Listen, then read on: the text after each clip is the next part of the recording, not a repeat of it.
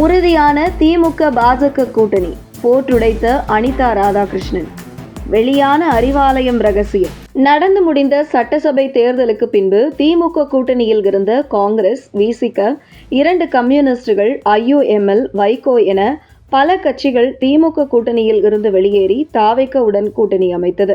பாஜக எதிர்ப்பு என்கிற ஒற்றை புள்ளியில் திமுக கூட்டணியில் தொடர்ந்து 9 வருடங்களாக இருந்த கட்சிகள் தற்பொழுது ஆட்சியில் பங்கு என்றதும் திமுகவுக்கு கல்தா கொடுத்துவிட்டு தாவேக பக்கம் சென்று விட்டது.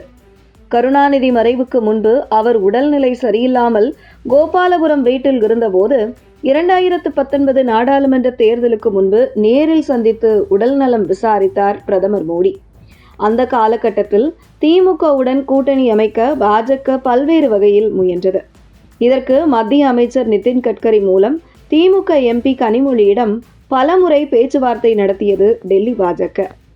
ஆனால் காங்கிரஸ் கட்சியை கலட்டிவிட மனமில்லாமல் ராகுல் காந்தியை பிரதமராக்கியே தீருவேன் என ஒற்றை காலில் நின்ற MK-ஸ்டாலின் பாஜகவுடனான கூட்டணியை விரும்பவில்லை.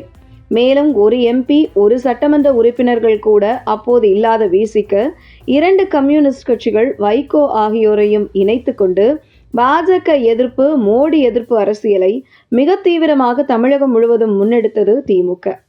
திமுக என்கிற குதிரை மூலம் ஏறி சவாரி செய்து தமிழகத்தில் ஊருக்கு 4 பேர் கூட இல்லாத காங்கிரஸ் கட்சி கடந்த 2019 நாடாளுமன்ற தேர்தலில் 9 நாடாளுமன்ற தொகுதிகளில் வெற்றி பெற்றது.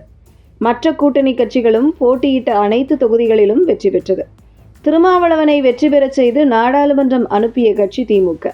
அடுத்தடுத்து 2021 சட்டசபை தேர்தலில், 2024 நாடாளுமன்ற தேர்தல் என திமுக மீது குதிரை மாறி சவாரி செய்து திமுகவினரின் உழைப்பில் வெற்றி பெற்ற காங்கிரஸ் உட்பட கூட்டணி கட்சிகள் 2026 சட்டசபை தேர்தல் முடிவுகள் வெளியான அடுத்த கணமே திமுக கூட்டணியில் இருந்து வெளியேறி ஒவ்வொரு கட்சிகளாக தாவேகவுடன் கூட்டணி அமைத்து கொண்டு திமுகவை கடுமையாக விமர்சனமும் செய்து வருகிறார்கள்.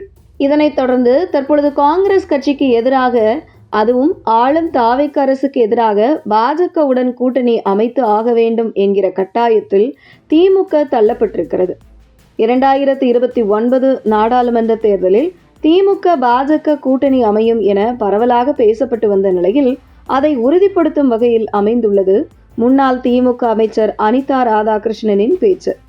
திருச்செந்தூரில் நடைபெற்ற நிகழ்ச்சியில் பேசிய திமுக சட்டமன்ற உறுப்பினரும் முன்னாள் அமைச்சருமான அனிதா ராதாகிருஷ்ணன், 6 மாத காலத்தில் தாவேக ஆட்சி கவிழும். அடுத்த 6 மாத காலத்தில் தமிழ்நாட்டின் முதலமைச்சராக MK-ஸ்டாலின் வருவார். திமுகவை உதயநிதி ஸ்டாலின் வழி நடத்துவார்.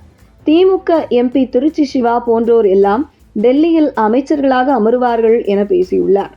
இதில் விரைவில் மத்திய அமைச்சரவையில் மாற்றம் வர இருக்கும் நிலையில் திருச்சி சிவா மத்திய அமைச்சராக அமருவார் என்று பேசியுள்ளது கிட்டத்தட்ட திமுக பாஜக கூட்டணி உறுதியாகி உள்ளதையே காட்டுகிறது என்பது குறிப்பிடத்தக்கது.